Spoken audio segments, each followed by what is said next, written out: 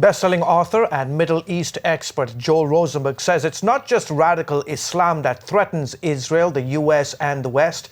He says there's a greater threat, which he calls apocalyptic Islam. CBN News Middle East Bureau Chief Chris Mitchell talked with Rosenberg about this threat and other developments in the Middle East. Joel, it's great to be with you back here in the epicenter in the Temple Mount here in Jerusalem. It's an honor. Thank you, Chris. Great to be with you.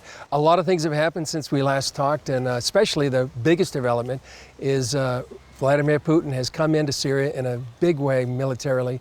What's your reaction to this development? We are watching a catastrophic capitulation by the American government in the Middle East. It was bedrock U.S. foreign policy for 6-7 decades to keep the Russians out of the Middle East. And yet we have, the President Obama and his administration have surrendered.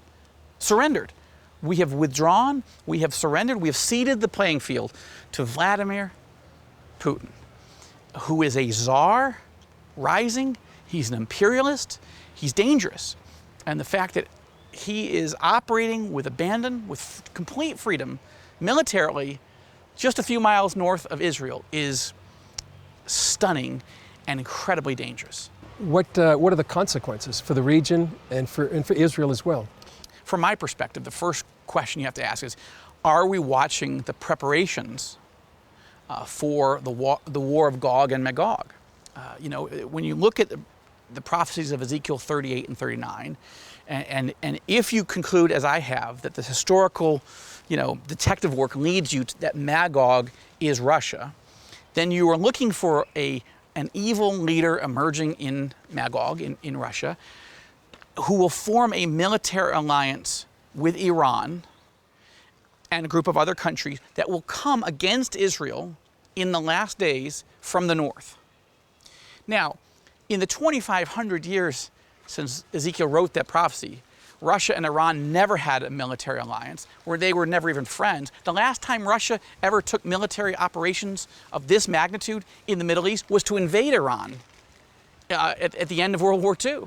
Does that mean the prophecies of the War of Gog and Magog will happen soon or even in our lifetime? No. This could be decades or theoretically centuries off.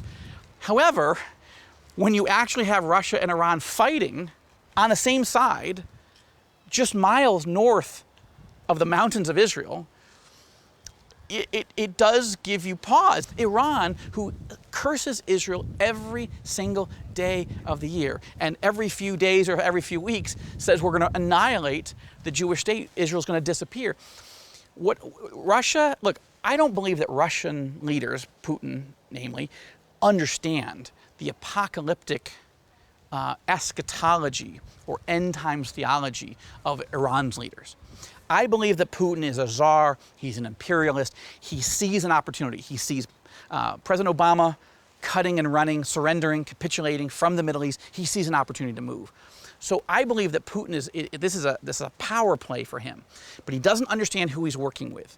Iran's leaders are apocalyptically motivated. They have an end times theology.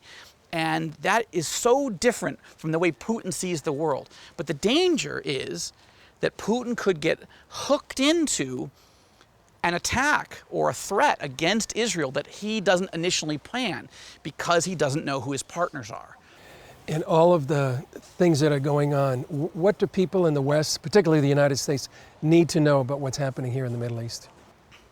Darkness is falling on this region, on the world, but darkness is falling on this region. Muslims are being slaughtered by the hundreds of thousands. There are more than 300,000 dead just in Syria. This is genocide. And it's happening right on the border of a country born out of the ashes of genocide. Every political leader in the United States has always said, never again. We'll never allow the Holocaust to happen again. And yet, the Obama administration is helping Iran on a pathway to having genocidal weaponry. Christians need to understand that these are dark times. Now, there's hope. Christ is coming, and we need to spread the gospel, and people are coming to Christ, Muslims, Jews, more than ever before, out of the chaos and the darkness. But the church can't wait for the American government or any government to do the right thing. We have a command, a series of commands from Christ. Proclaim the gospel, care for the poor, strengthen the church, pray for the persecuted, stand with the suffering, and that's what we need to be doing like never before. Certainly a time to be praying for the peace of Jerusalem and the whole Middle East. Thank you. Thank you.